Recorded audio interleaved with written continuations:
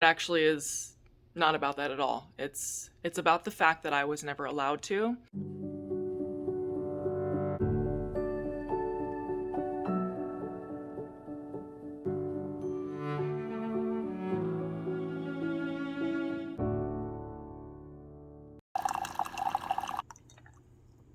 Well, cheers, y'all.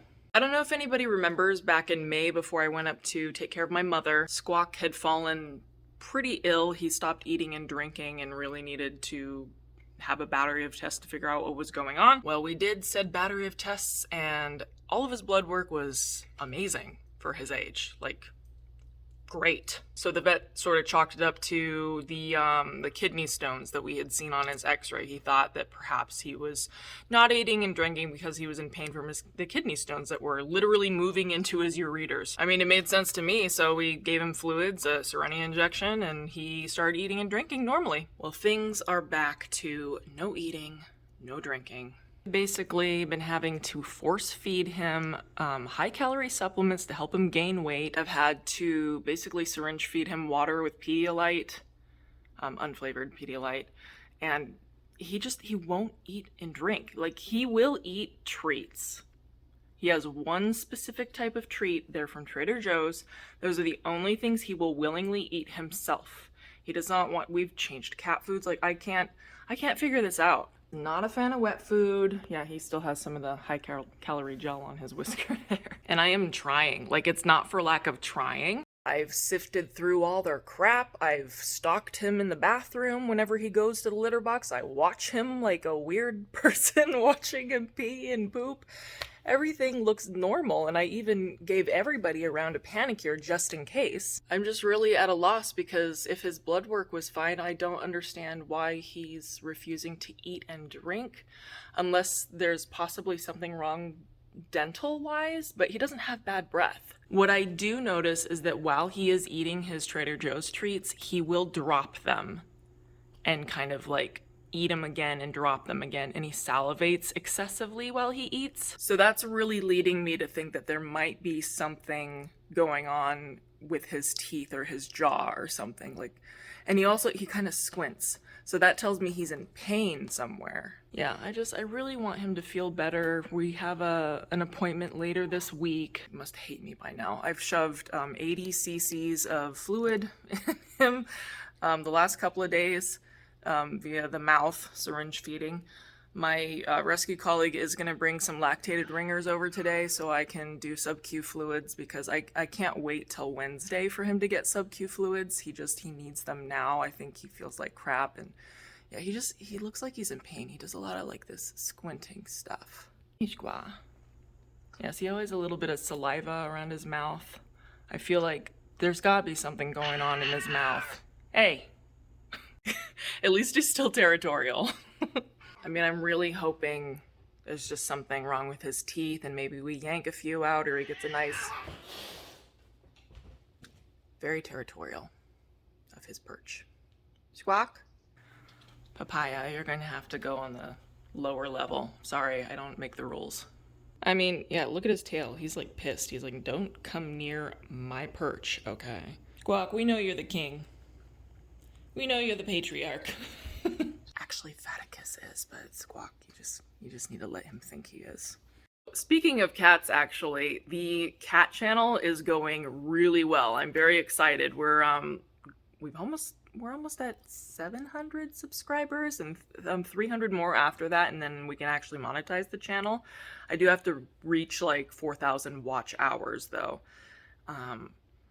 But I think that'd be so cool for the cats to have their own income and then they can pay for their own things. I mean, in my mind, that's what they're doing, but I'm the one that's getting paid. A lot of requests for videos introducing each cat, like telling their names, their backstory, everything. I do want to do that for the cat channel. I just have to figure out a way to do it to not disrupt the style of the videos, because I kind of want it to be non-human as possible, less talking and more just the cats, so it kind of feels like you're just with the cats yourself. So that's kind of why I don't really talk in the videos. I think we might do shorts Like, I can't remember how long you can have those, maybe 60 seconds, 90 seconds, something like that. But I might do little short videos to introduce each cat. But again, I probably won't talk in those. Oh, by the way, we did settle on a name for the kitten. She's hiding right now, so I can't bring her out. I think she's under the sofa. I kind of left it up to Kameron because I was just calling her Cream Puff, little Cocoa Cat, Cocoa Puff, and he named her Winter, but then he started calling her Winter Cocoa, and then we started calling her Little Winter Cocoa Cat, and she's just Cocoa now. But he spelled it with K's. Cocoa with K's. So, y'all got your wish. K name. But, you know, other than me drinking coffee and being really anxious about Squawk's health, today I'm kind of going through all of the gifts that I've been collecting over the past couple of months for Kieran's birthday and deciding what is age appropriate for his birthday and what maybe I should be keeping until Christmas. Because we did get him one of those little toddler learning towers because he gets really upset when I'm in the kitchen making something and he's not able to go in there. I don't want him getting to the cat food bowls.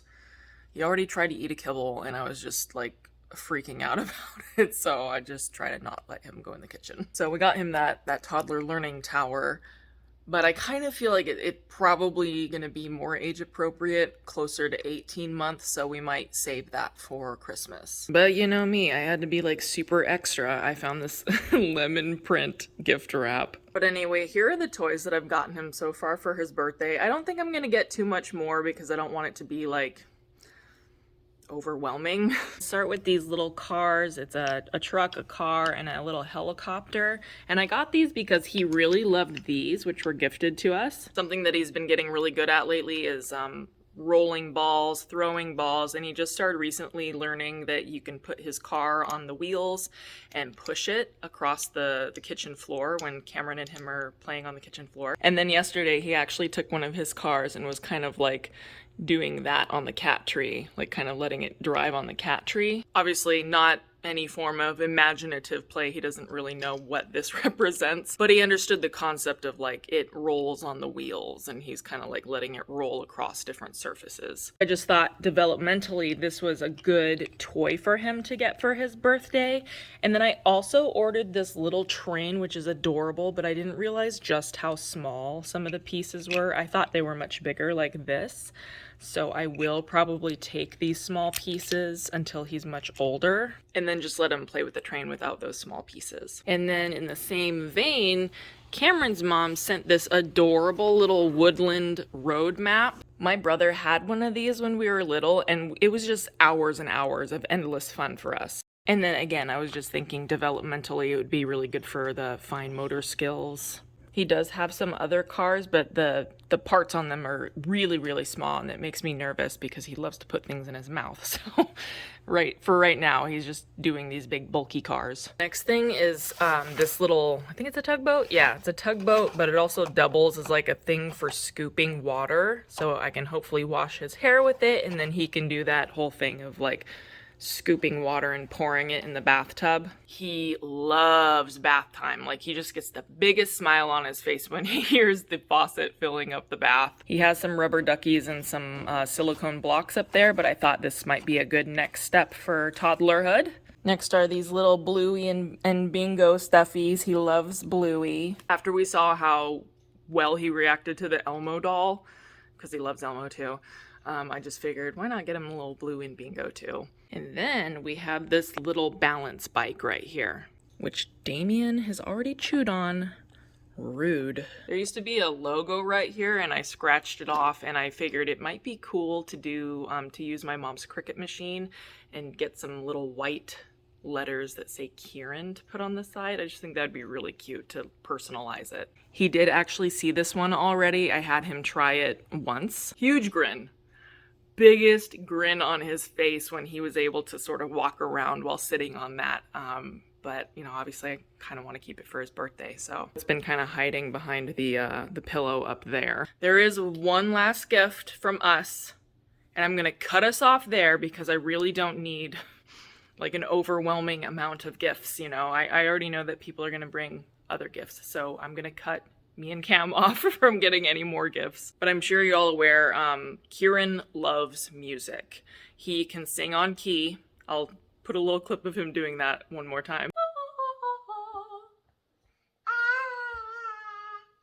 Yeah. And I had some little wooden instruments that I got him, like a little set for last Christmas.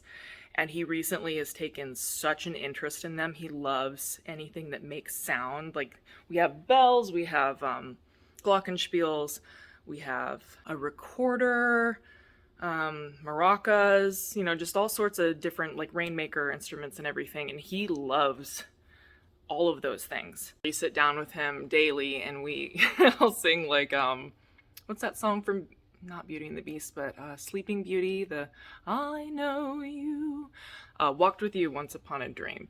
That's the song that I'll sing to him daily. And then we'll do like some Mozart and yeah, just different little operatic exercises. And he loves like hearing that, and he gets a big smile on his face. So I think he's kind of taken on the family trait of being interested in music. Any toy that plays music, or, you know, a button he can press to make a sound or anything, he loves. So I found this toddler piano online. It was so expensive. Every single toddler piano I found online was really just kind of out of my price range. But then I was like, you know what's great? I'm just gonna look on Marketplace. And I found one for a very good price. And it was a family that took very, very good, decent care of this instrument. And I'm so excited. It is a 30-key Schoenhut piano, grand piano for toddlers. And like I said, this family took such excellent care of this instrument. I mean, there's a few spots that I would like to touch up, but I really want to personalize this. I want to have it match kind of like our decor and everything. So I really want to make a cute little cushion for the bench. Kameron was actually really excited about that idea, and he suggested that we make like a little, basically like these, but with like craft wood, and then create a cushion, like an upholstered cushion that we can Velcro and stick it on or take it off. But the other thing I was toying around with was like potentially taking this thing apart and then taking the same gel stain that I put on here and just have the top done, this part right here, and then this part right here, and then leave the rest of it white. Having this area surrounding here dark would highlight the keyboard so much more. Of course, I would leave this brand name here, this all white.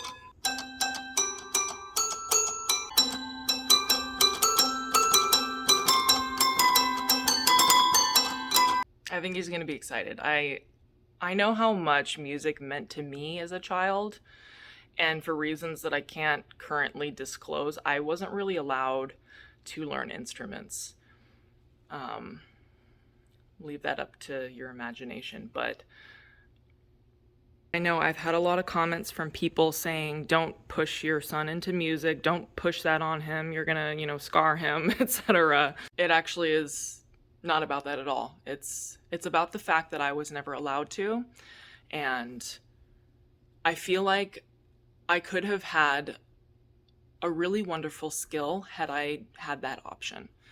And me buying instruments and me, you know, exploring music with my children is not going to be me forcing them, or, you know, I'm not going to be that parent that yells at my kid to be perfect at piano, you know, but I would like him to be able to explore, if that makes sense. So yeah, this is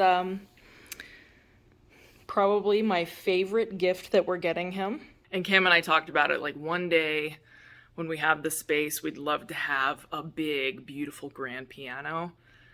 Gosh, I'm so excited for my son. Like, I really want to go back and take lessons. But anyway, I think my rescue colleague's almost here, so we can give Squawk his sub-Q fluids. Squawk, you ready?